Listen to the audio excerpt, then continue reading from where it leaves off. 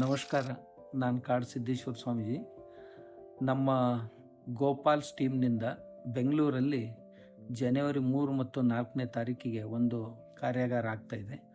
3ನೇ ತಾರೀಕಿಗೆ ಆಯ್ದ ಒಂದು 300ರಷ್ಟು ಜನರಿಗೆ ಈ ನಾಟಿ ವೈದ್ಯ ತರಬೇತಿ, ಆಮೇಲೆ ಬೇರೆ ಬೇರೆ ಎಂಟರ್ಪ್ರಿನರ್ಶಿಪ್ಗಳು ಏನಿವೆ ಅವುಗಳ ತರಬೇತಿಯ ಆಯೋಜನೆಯನ್ನು ಮಾಡಿದ್ದಾರೆ.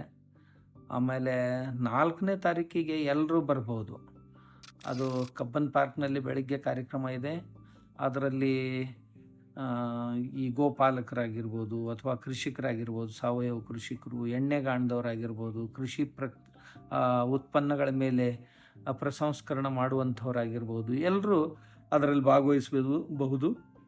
ಆದ್ದರಿಂದ ಈ ವಾಕ್ ಟು ಹೀಲ್ ಕಾರ್ಯಕ್ರಮ ಏನು ಮಾಡ್ತಾಯಿದ್ದಾರೆ, ಆ ಕಾರ್ಯಕ್ರಮಕ್ಕೆ ಎಲ್ಲರೂ ಇಚ್ಛೆ ಉಳ್ಳಂಥವರು ಉಪಸ್ಥಿತರಾಗಿರಬೇಕು ಅಂತ ನಾನು ಕೇಳ್ಕೊಳ್ತಾ ಇದ್ದೀನಿ.